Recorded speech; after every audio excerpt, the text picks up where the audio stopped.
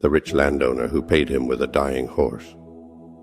A long, long time ago in a small town in the American South, back in the 1950s, where the sun beat hard on the cornfields and the wind whistled through the barns, there lived a poor young boy.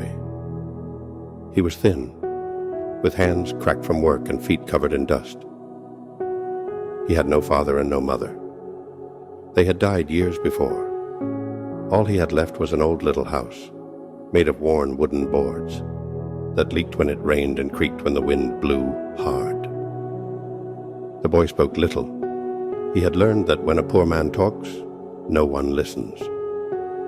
In his land, the corn no longer grew, and he had no food left. So he went out to look for work on a ranch. One day, word spread that the richest landowner in the area needed people to work his fields.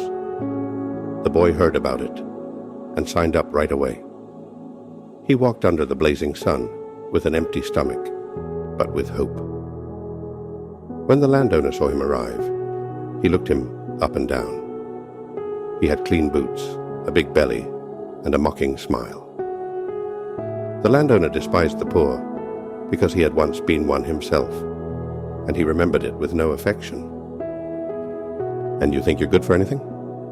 he said, with that voice that makes anyone feel small. The boy lowered his head. "Yes, sir. I'll do whatever you tell me." The man let out a dry laugh. "Well then, get to work. If you do something right, I'll pay you. If not, you're out." The sun was merciless, and the air smelled of manure. The boy obeyed the foreman, a man just as harsh, with a dry voice and short orders. He cleaned the pen, fed the animals, fixed broken buckets, and raised fences under the burning sun. Days passed, and then weeks. He worked from the rooster's first crow until nightfall. He didn't eat at mealtime. He ate late, when his stomach already ached from hunger. He didn't rest. He didn't complain. He just worked, silent, as if tiredness didn't exist. After almost a month, he already felt like part of the land. His hands were full of blisters, his back bent, and his eyes worn out. But he still had faith. "Today, I'll finally earn something good," he thought. The day of his payment came. "Well, look at you," said the landowner, laughing. "You've worked like a mule." The boy stood still, waiting for a few coins. The man snapped his fingers. "Give the boy something," he ordered the head ranch hand. "Whatever you find lying around. An old horse. Anything."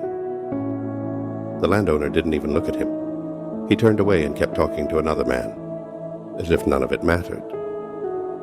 The head ranch hand obeyed.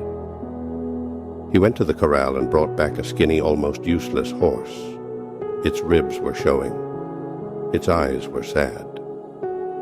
It breathed with difficulty, as if every breath hurt. It was one of the many forgotten horses the landowner owned.